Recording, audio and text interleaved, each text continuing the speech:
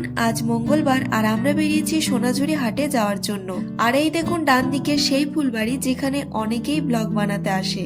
আজ পর্যন্ত আমি বাইরে থেকে দেখেছি, কোনোদিন যাওয়া হয়নি, তবে যাওয়ার ইচ্ছে আছে। কেউ যদি গিয়ে থাকেন কমেন্টে অবশ্যই জানাবেন। আমরা মেলা মাঠের পাশের রাস্তা দিয়ে যাচ্ছি, কারণ মেন রাস্তাটা প্রচন্ড ভিড়, ওটা দিয়ে গেলে টাইম লাগবে আর আমরা অনেকটাই লেট করে বেরিয়েছি। ওয়েদারও খুব একটা ভালো নেই, প্রচন্ড মেঘ করেছে, সাথে দেখুন ঝড়ও শুরু হয়ে গেছে।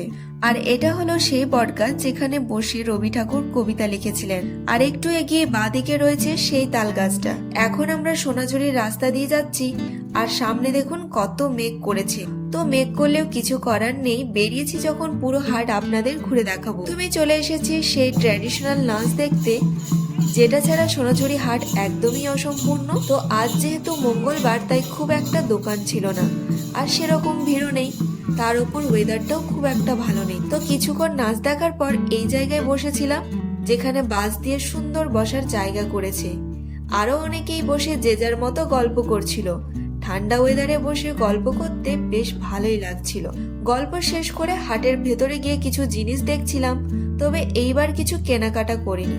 কেনাকাটার জন্য শনিবারটাই বেস্ট মনে হয়, কারণ শনিবারে প্রচুর দোকানের অপশন থাকে।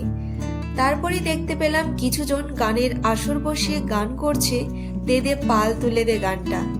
এরকম শান্ত পরিবেশে বসে লোকসঙ্গীত শোনার মজাই আলাদা।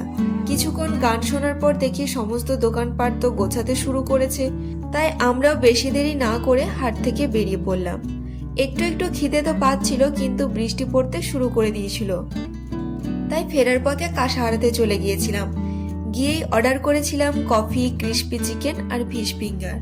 তো অর্ডার পেতে যেহেতু অনেকটা টাইম লাগবে, তাই ভাবলাম এই দোলনায় বসে কিছুক্ষণ টাইম কাটাই।